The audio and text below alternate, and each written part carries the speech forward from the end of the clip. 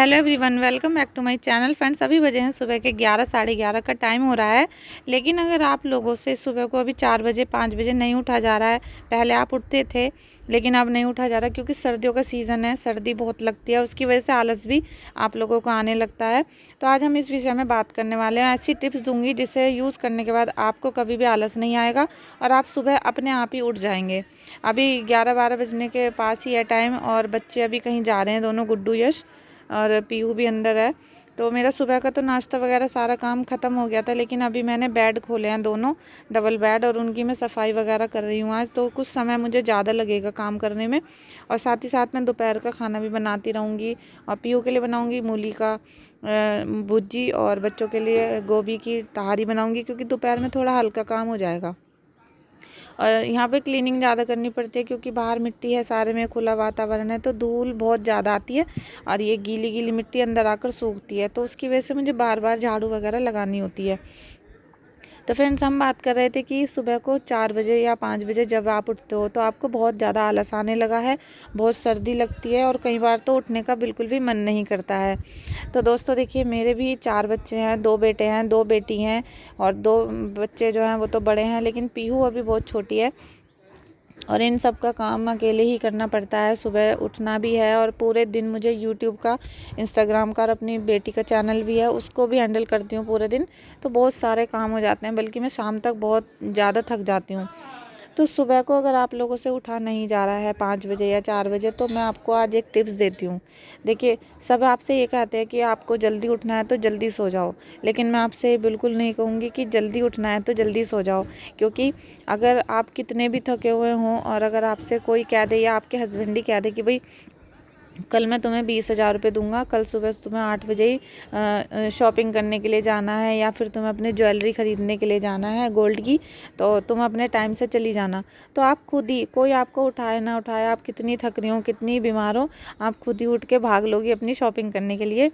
तो इसीलिए आपको जल्दी सोना तो है, अच्छी बात है कि आप जल्दी सो जाइए, लेकिन अगर जल्दी सो भी नहीं पाते हैं, दिन में थोड़ा बहुत नैप करिए आप, क्योंकि दिन में चाहे 15 मिनट आप झपकी ले लें, उससे आपकी 2-3 घंटे की नींद कवर हो जाएगी। दिन में झपकी लेने से ज़्यादा नहीं सोना है, दिन में हल्की सी झपकी लेनी है, जिससे आपको रेस्ट मिल जाएगा। और फिर आपको क्या करना है, जब आप सोते हैं, जैसे 11 बज गए, 12 बज गए हैं, तो ईश्वर को याद करिए पहले, और उसके बाद आपको अपने आप से बात करनी है और क्या बतानी है, जिम्मेदारियाँ, कि सुबह सुबह इतना सारा काम है, हमें ये करना है, ये करना है, भाई जल्दी सो जाते हैं फटाफट से और हमें 5 बजे उठना है। तो आपकी 5 बजे ऑटोमेटिक आँख खुल जाएगी, जैसे किसी ने पकड़ के आपको उठा दिया हो। और उसके बाद जो सेकंड टिप्स है मेरी, वो ज़रूर यूज़ करिएगा जब आप सोते हैं। तो जो आप स्वेटर है, आपका कैप है, या फिर आपके जो मतलब आप जो भी गर्म कपड़े पहनते हैं, सॉक्स वगैरह, उनको निकाल के सोते हैं, लेकिन उनको अपने बिल्कुल गद्दे के पास ही रखिए, मतलब तकिए के पास रख के सोएं, जिससे कि जैसे आप सुबह उठेंगे तो आप उठते ही बैठ जाएं बिस्तर पे और अपने ईश्वर को याद करें, और उसके बाद अपने सारे गर्म कपड़े पहन लें। जैसे ही आप गर्म कपड़े पहन के उठेंगे तो आपके अंदर बॉडी में गर्माई रहेगी। और सबसे पहले झाड़ू ही लगा दें आप, क्योंकि झाड़ू लगाने से आपको एकदम से एनर्जी आ जाएगी, गर्मी आ जाएगी, तो फिर आपको पूरे दिन आलस नहीं आएगा। और अब आपकी सर्दी तो उतर ही चुकी है क्योंकि आप काम में लग गए हो, फिर आपको कोई भी ये नहीं कहेगा कि इतनी देर हो गई उठने से, और आप साथ साथ आपके बच्चे भी ऐसे ही उठना शुरू कर देंगे। ये टिप्स आप उनको भी ज़रूर दीजिएगा। और फ्रेंड्स, अगर आप लोग अपने बच्चों को सूरज को, सभी बच्चों से कहते हैं कि सूरज को जल चढ़ाएं, और आप भी चढ़ाते हैं और आपके हस्बैंड भी चढ़ाते हैं, तो कई बार हम लोग ऐसी गलतियां कर देते हैं कि जो ग्रह हमारे बच्चों के ख़राब होते हैं, हम उसी के काम कराते रहते हैं। जैसे हम क्या देते हैं कि बच्चों को नज़र ना लग जाए तो सबके पैर में काला धागा बांध देते हैं, या हाथ में बांध देते हैं, या उनके गले में पहना देते हैं। तो अगर उसका शनि नीच का है, उस लड़के की या लड़की की कुंडली में, बच्चे की कुंडली में शनि नीच का है, या शनि प्रताड़ित है, या किसी ग्रह के चंडाल योग में आया हुआ है, तो फिर आपके बच्चे का उसी दिन से बुरा होना शुरू हो जाएगा। चाहे वो बीमार हो जाए, चाहे उसकी पढ़ाई छूट जाए, या उसकी जो लाइफ है वो डिस्पॉयल हो जाए। तो आपको ये नहीं करना है बिल्कुल भी। पहले अपने बच्चे की कुंडली को दिखाइए, अपनी बच्चे की कुंडली में देखिए कि शनि नीच का तो नहीं है या फिर कोई ग्रह नीच का तो नहीं है, और जो ग्रह नीच का है वो आपने अपने बच्चे को समान पहना के तो नहीं रखा है। जैसे कि सूरज अगर आपकी कुंडली में नीच का है, आपके बच्चे की कुंडली में नीच का है, और आपने उसको सूरज को डेली जल चढ़वाते हैं, तो फिर उसका जो सूर्य है वो ख़राब है और आपके बच्चे का ख़राब करना शुरू कर देगा। और सूर्य के जो गलत काम होते हैं वो ये होते हैं कि आपके बच्चे को बाप का सुख मिलना कम हो जाएगा, उसको पापा का पूरा सहयोग नहीं मिल पाएगा, पापा की तरह उसका यश नहीं बढ़ पाएगा, और जो भी कोई वो काम करता है, पढ़ाई करता है या जॉब करता है, उसमें वो अच्छी तरह से सक्सेस नहीं मिल पाएगी उसको।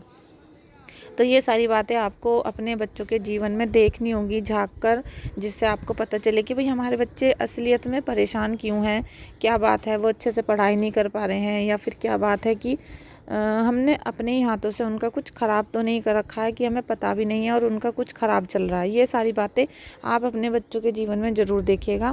अब लास्ट में मैंने आज बहुत सारा काम किया है और अब मैं ये मिर्च और गाजर का अचार डाल रही हूँ। है तो थोड़ा सही, लेकिन अभी ये 8-10 दिन चल जाएगा। तो क्योंकि जो बच्चे हैं ना, अचार से तारी वगैरह उन्हें बहुत पसंद आती है। तो फ्रेंड्स, मेरे जो व्लॉग हैं ये इतने, मतलब मैं अपना लाइफ स्टाइल नहीं दिखाना चाहती आपको कि मैं अपना दिखा रही हूँ कि भाई मैं क्या काम करती हूँ, लेकिन मैं कुछ ऐसी बातें हैं जो आप सबके साथ शेयर करना चाहती हूँ, जो मेरे दिल में है कि मैं किसी से नहीं कह सकती, लेकिन मैं आपसे ज़रूर बातें कर सकती हूँ। क्योंकि जो सच बातें होती हैं उसको किसी को बताना कोई गलत बात नहीं होती है, और ईश्वर से जुड़ी हुई बातें और जो आपके जीवन में सच्चाई हैं, या फिर जिन बातों की वजह से हम परेशान रहे हैं तो सामने वाला कोई परेशान ना हो, ये व्लॉग बनाने का मेरा जो सबसे बड़ा उद्देश्य है। और प्रेमानंद जी महाराज की मैं बहुत भक्त हूँ, राधा कृष्ण जी को मानती तो देखो सभी भगवान को हूँ, लेकिन राधा कृष्ण जी भगवान मेरे ईष्ट हैं, तो मैं उन्हीं का नाम लेके सारे काम स्टार्ट करती हूँ। तो फ्रेंड्स, अगर आपको मेरे जो व्लॉग हैं ये छोटे से उल्टे सीधे जैसे भी बन रहे हैं अच्छे लगे हैं तो लाइक करिएगा चैनल को, और चैनल को तो सब्सक्राइब कर दीजिएगा, वीडियो को लाइक करिएगा। और कोई भी आपके प्रॉब्लम चल रही हो तो उस बारे में आप मुझसे कमेंट के ज़रिए डिस्कस कर सकते हैं। मैं आपको छोटे छोटे उपाय बताऊँगी जिससे आपका जीवन बिल्कुल सुखमय हो जाएगा और आप हमेशा खुश रहेंगे, बच्चे भी आपके खुश रहेंगे। Thank you so much, love you, bye bye.